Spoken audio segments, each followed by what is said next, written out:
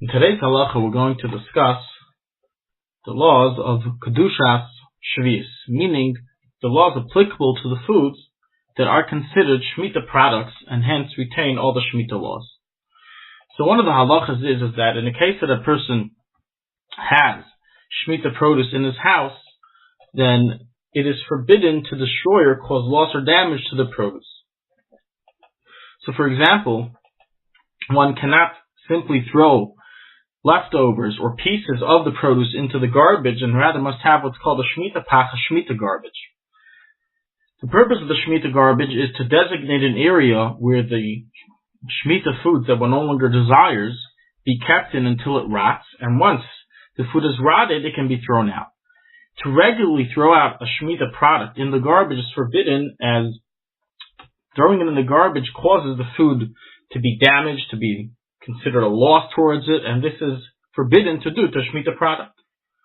So this invented the idea of a Shemitah pach, a Shemitah garbage. So every day that a person finishes eating his Shemitah foods and has leftovers that he desires to discard, he is to be accustomed to wrap them in a plastic bag and keep that day's plastic bag within a general bag that contains the previous day's plastic bag of Shemitah produce. Thus, each day will have its own plastic bag. The reason for this is explained in the Chazon Ish, is in order so the previous day's product don't hasten the rotting of the current day's product. So we're going to discuss a number of questions and answers that are related to the Kedusha of Shemitah products.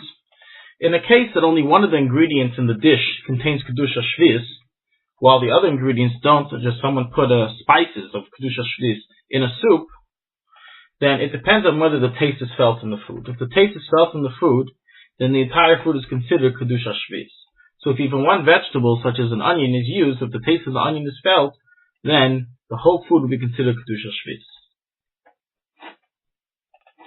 Peels of products. Does one have to place the peel of a product, of a food, into the Shemitah garbage? It can be discarded regularly. So the halacha is as follows.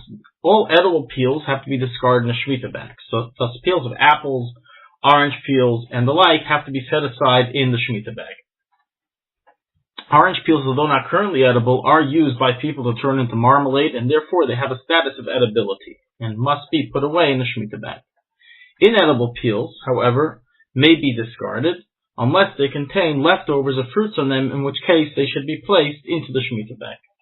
Peels that are inedible and don't contain leftovers may be discarded regularly without a problem. Banana peels that are Kedusha Shvis may be discarded regularly and do not require a Shemitah bag. Pits.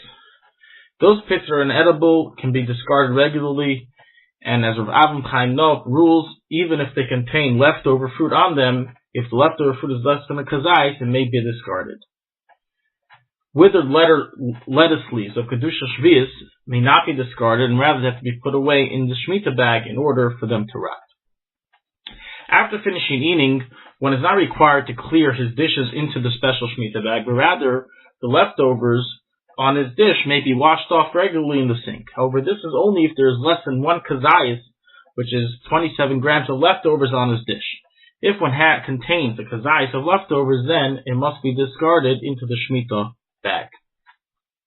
There is no obligation for one to eat Shemitah produce and prevent it from being destroyed, and thus one can decide to cut however much he wants off of a cucumber when he cuts it for a salad, even if the cucumber is Shemitah product, and he can choose to discard that amount into the Shemitah pach without a problem.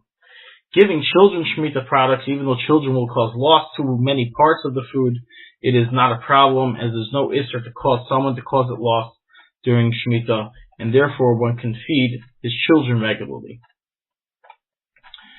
Regarding mashing and grinding Shemitah products, the rule is that a Shemitah product may only be used for a regular use. It cannot be changed to an uncommon use. Thus, all fruits and vegetables that are commonly ground or mashed may likewise have this done during Shemitah. So one can mash tomatoes, potatoes, carrots, beets, apples.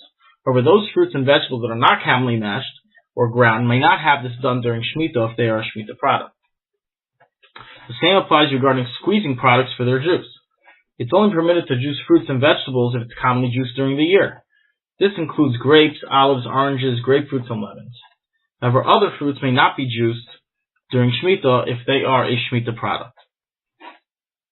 There are various laws associated with Shemitah wine and Shemitah oil, and if anyone contains Shemitah wine or Shemitah oil, then they should make sure that they are aware of all the detailed halachas involved in using them for cooking and the like.